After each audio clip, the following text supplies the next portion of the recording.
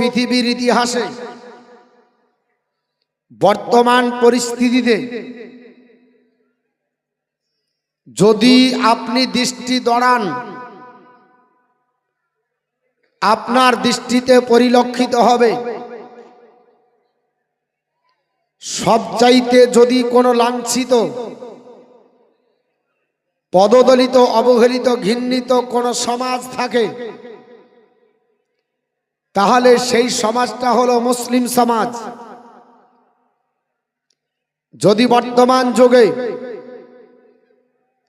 ন্যায্য প্রাপ্য অধিকার থেকে কোন সমাজ সরকারি দপ্তরের খাজানা থেকে বঞ্চিত থাকে, তাহলে সে সমাজটা হলো মুসলিম সমাজ। চাকরি ডিপার্টমেন্ট থেকে শুরু করে প্রত্যেকটি আপনার ডিপার্টমেন্টে মুসলমান বঞ্চিত, এবং যদি বর্তমানে মারের তালিকায় মার খাচ্ছে কারা? মুসলমান। মার খাচ্ছে কারা?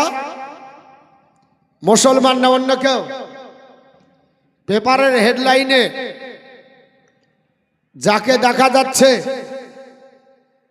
বন্দি করা হলো, ট্রেন থেকে ফেলে দেওয়া হলো, আগুনে পুড়িয়ে জ্বালিয়ে দেওয়া হলো, আপনার চাবুক দিয়ে আঘাত করা হলো,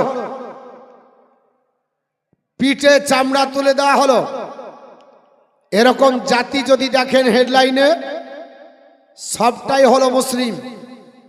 তাহলে লাঞ্ছিত মুসলিম, পদদলিত মুসলিম, ঘৃণিত মুসলিম, আপনার বঞ্চিত মুসলিম, মার খাচ্ছে মুসলিম।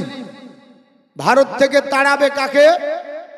চ্যাটার্জি, ব্যানার্জি, মুখার্জিকে না, তাও তালিকায় নাম পড়েছে মুসলিম। ওয়াকফ বোর্ডের সম্পত্তি হস্তক্ষেপ করবে কার? সেটাও হলো মুসলমানের। উম্মিদ পোর্টাল তালিকায় আপনার বাপের সম্পত্তি, মাদ্রাসার সম্পত্তি, আপনার কবরস্থানের সম্পত্তি, ঈদগাহার সম্পত্তি যদি উম্মিদ পোর্টালে রেজিস্ট্রেশন করতে না পারেন, পরবর্তী আপনার প্রজন্ম আসার পরে আপনার বাপের কবরস্থানের উপরে বুলডোজার চালিয়ে দিয়ে